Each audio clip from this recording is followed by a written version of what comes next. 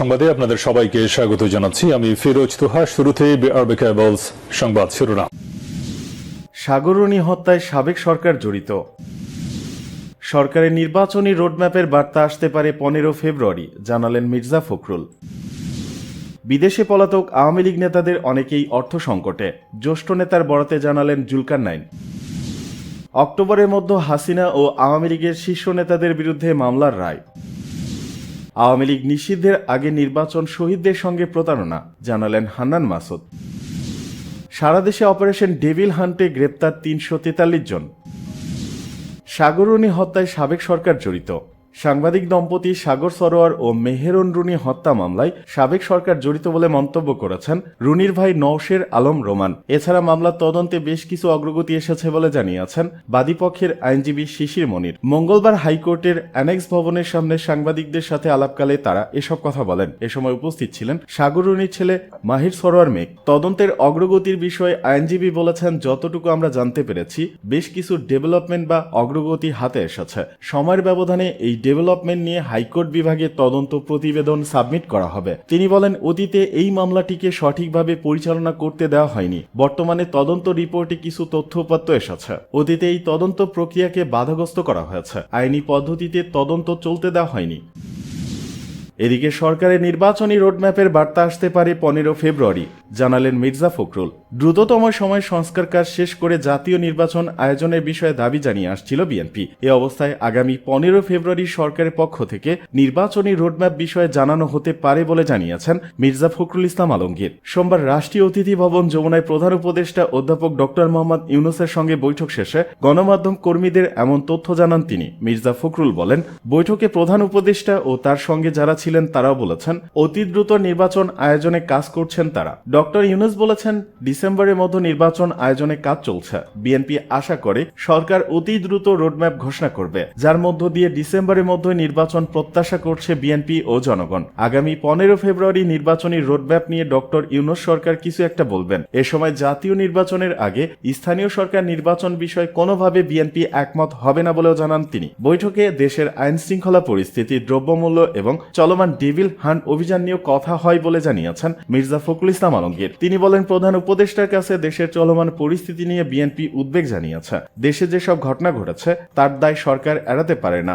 সরকারি সংস্থা ও প্রতিষ্ঠানগুলোর সামনে এগুলো ঘটেছে, যা দেশের স্থিতিশীলতা বিনষ্ট করেছে, ফ্যাসিবাদকে সুযোগ করে দিয়েছে। প্রশাসনে এখনও ফ্যাসিবাদের দোষরা রয়েছেন জানিয়ে তাদের সরিয়ে বিচারের মুখোমুখি করার দাবি জানানো হয়েছে।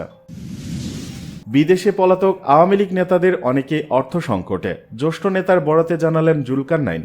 ছাত্র জনতার অভ্যুত্থানের পর বিদেশে পালিয়ে যাওয়া আওয়ামী লীগ নেতাদের বড় একটি অংশ অর্থ সংকটে রয়েছেন। দলটির জ্যেষ্ঠ নেতার বরাত দিয়ে তথ্য জানিয়েছেন আল জাজিরার অনুসন্ধানী সাংবাদিক জুলকারনাইন স্যার। সোমবার দিবাগত রাত 12:20 দিকে নিজের ভেরিফাইড ফেসবুক অ্যাকাউন্টে দেয়া স্ট্যাটাসে এ তথ্য জানান তিনি। স্ট্যাটাসে তিনি লিখেন, আওয়ামী লীগের বেশ সিনিয়র একজন নেতার সঙ্গে কথা বললাম। তিনি যা বললেন তার সারমর্ম হল, ধানমন্ডি 32-এ আক্রমণ হওয়ার আগ পর্যন্ত হাসিনা ও তার বোন রাজনৈতিকভাবে বেশ নিষ্ক্রিয় ছিলেন, কিন্তু ভবনটি ধ্বংসের পর সম্প্রতি তারা বেশ সক্রিয় হয়েছেন। হাসিনা এই ঘটনার প্রতিশোধ নেওয়ার জন্য ক্রোধে উন্মাদ প্রায়, কিন্তু দেশে কোনো নেতা না থাকায় কর্মীদের সংগঠিত করার মতো অবস্থা নেই। আর যেসব নেতা এখনো দেশে লুকিয়ে আছেন তারা এক প্রকারের আতঙ্কে আছেন। এই সিনিয়র নেতা উল্লেখ করেন, যে সকল নেতা নেত্রী বিদেশে পালিয়ে গেছেন তারা দলের কাউকে না জানিয়ে শেখ হাসিনার ভারতে চলে যায় বেশ ক্ষুব্ধ।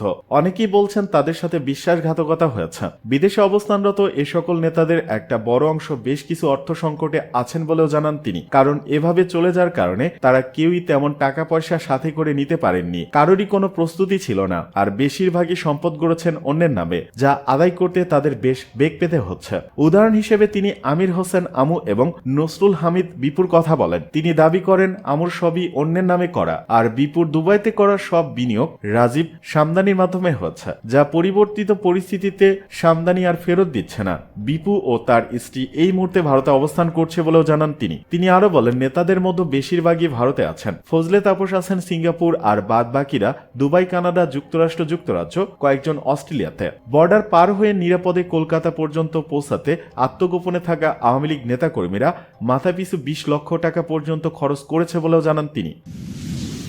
এদিকে অক্টোবরের মধ্যে হাসিনা ও আওয়ামী লীগের শীর্ষ নেতাদের বিরুদ্ধে মামলার রায়।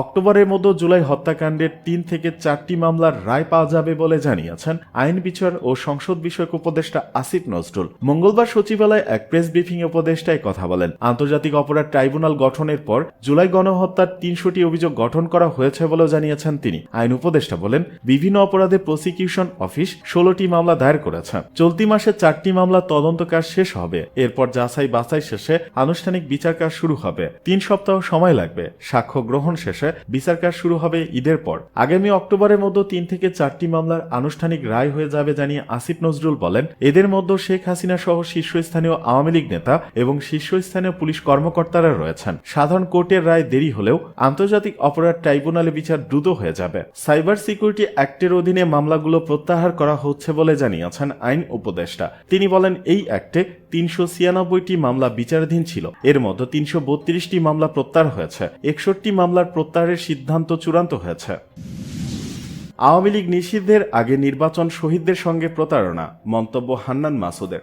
আওয়ামী লীগ নিষিদ্ধের আগে নির্বাচনের আয়োজন করা হলে তা 24 শহীদ ও আহতদের সঙ্গে প্রতারণা করা হবে বলে মন্তব্য করেছেন বৈষম্য বিরোধী ছাত্র আন্দোলনের মুখ্য সংগঠক আব্দুল হান্নান মাসুদ। মঙ্গলবার নিজের ফেসবুক আইডিতে এক পোস্টে এই মন্তব্য করেন তিনি। ফেসবুক পোস্টে আব্দুল হান্নান মাসুদ লিখেন, গণহত্যাকারীদের বিচার, ভোট চোরদের ভোটে অযোগ্য ঘোষণা ও গণহত্যাকারী দল হিসেবে আওয়ামী লীগকে নিষিদ্ধ এবং মৌলিক সংস্কার নিশ্চিত করার আগে অন্তর্বর্তীকালীন সরকার সংসদ নির্বাচনের আয়োজনের পথে হাঁটলে তা হবে 24 বীর শহীদ ও আহতদের রক্তের সাথে সুস্পষ্ট প্রতারণা। আওয়ামী লীগ নিষিদ্ধের আগে নির্বাচন আয়োজন করা হলে লড়াই চালিয়ে যাওয়ার ঘোষণা দিয়ে বৈষম্য বিরোধী ছাত্র আন্দোলনের মুখ্য সংগঠক লিখেন, এর বিরুদ্ধে যদি একজন মানুষ হিসেবে কেউ প্রতিবাদ করে সেই ব্যক্তিটি হব আমি। হয়তো লড়াইটা দীর্ঘ হবে, কিন্তু এই লড়াই থেকে পিছু হটার কোনো সুযোগ নাই। পোস্টের শেষে জুলাই চলবে শব্দবন্ধে তিনি হ্যাশট্যাগ দেন। সারা দেশে অপারেশন ডেভিল হান্টে গ্রেপ্তার 343 জন। ঢাকা সহ সারা দেশে শুরু হওয়া অপারেশন ডেভিল হান্টের দ্বিতীয় দিনে 343 জনকে গ্রেপ্তার করা হয়েছে। এছাড়া এই অভিযান সহ অন্যান্য অভিযানে গত 24 ঘন্টায় মোট 1521 জনকে গ্রেপ্তার করা হয়েছে। ঢাকা সহ সারা দেশে শুরু হওয়া অপারেশন ডেভিল হান্টের দ্বিতীয় দিনে 343 জনকে গ্রেপ্তার করা হয়েছে। এছাড়া এই অভিযান সহ অন্যান্য অভিযানে গত 24 ঘন্টায় মোট 1521 জনকে গ্রেপ্তার করা হয়েছে। সোমবার সন্ধ্যায় পুলিশ সদর দপ্তরের এআইজি ইনামুল হক সাগর এ তথ্য জানান। তিনি জানান, অপারেশন ডেভিল হান্টে গ্রেপ্তার করা হয়েছে 343 জনকে। এছাড়া এই বিশেষ অপারেশন সহ অন্যান্য অভিযানে গতকাল রাত থেকে আজ পর্যন্ত 1521 জনকে গ্রেপ্তার করা হয়েছে। এ সময় অপারেশন ডেভিল হান্টে একটি বিদেশি পিস্তল, 2টি ম্যাগাজিন, 11 রাউন্ড গুলি, 6টি শটগান কার্তুজ, 3টি ছুরি, 3টি তলোয়ার, 1টি কুড়াল, 10টি ককটেল, 8টি লাঠি, 4টি রড এবং 4টি রামদা। অপারেশন ডেভিল হান্ট একটি বিশেষ অভিযান যা 8 ফেব্রুয়ারি থেকে সারা দেশে একযোগে শুরু হয়েছে। স্বরাষ্ট্র মন্ত্রণালয়, আইন শৃঙ্খলা রক্ষাকারী বাহিনী ও অন্যান্য নিরাপত্তা সংস্থার উচ্চপদস্থ কর্মকর্তাদের সঙ্গে বৈঠকের মাধ্যমে দেশের সামগ্রিক নিরাপত্তা ব্যবস্থা জোরদার করার সিদ্ধান্ত হয়। এরই ধারাবাহিকতায় 8 ফেব্রুয়ারি থেকে অপারেশন ডেভিল হান্ট নামক বিশেষ অভিযান শুরু হয়। রোববার সন্ধ্যায় পুলিশ সদর দপ্তর জানায়, অপারেশন ডেভিল হান্ট সহ পুলিশের বিভিন্ন অভিযানে রোববার দুপুর পর্যন্ত মোট 1308 জনকে গ্রেপ্তার করেছে পুলিশ।